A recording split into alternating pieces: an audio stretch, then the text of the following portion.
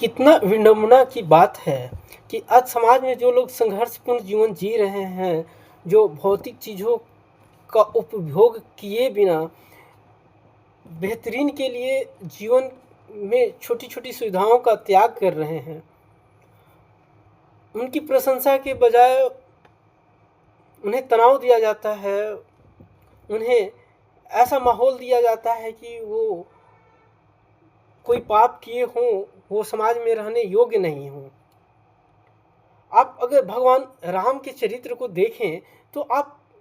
महसूस करेंगे कि उनकी प्रशंसा इसीलिए की जाती है कि एक राजघराने में जन्म लेने के बावजूद उन्होंने सुख सुविधाओं का त्याग किया, मानवता के लिए उन्होंने जीवन को जिया, उन्होंने अपने पूरे जीवन को संघर्षपूर्ण बिताया, सिर्फ इसीलिए कि वो समाज के लिए उदाहरण बन सकें और समस्याओं को ख़त्म कर सकें। तो जब भगवान राम की प्रशंसा हम इसलिए ही करते हैं कि उन्होंने सुख सुविधाओं भौतिकता का त्याग किया, एक सन्यासी का जीवन जिया, तो फिर आज हम ऐसे लोगों का, ऐसे विद्यार्थियों का, ऐसे युवाओं का समर्थन क्यों नहीं करते जो भौतिक सुविधाओं का त्याग करके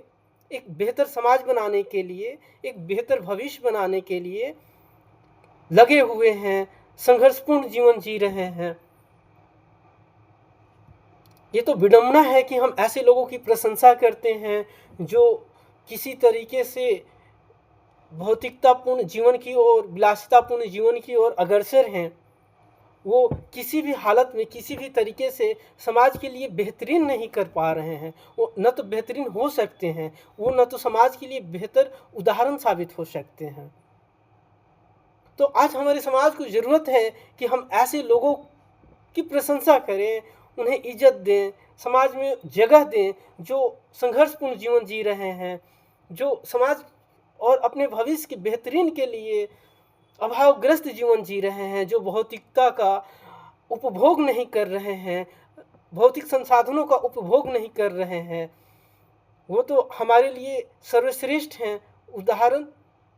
के लिए वो हमारे लिए बेहतरीन साबित हो रहे हैं। तो आइए, आज हमें ज़रूरत है कि हम एक ऐसे समाज का निर्माण करें जहां ऐसे लोगों का प्रशंसा हो, सम्मान हो, प्रतिष्ठा मिले, जो एक सन्यासी की ही तरह जीवन जी रहे हैं, सुख सुविधाओं का उपभोग करने के बजाय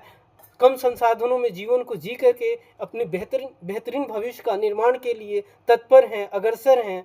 तो वो समाज के लिए बेहतर उदाहरण भी साबित हो सकते हैं और समाज में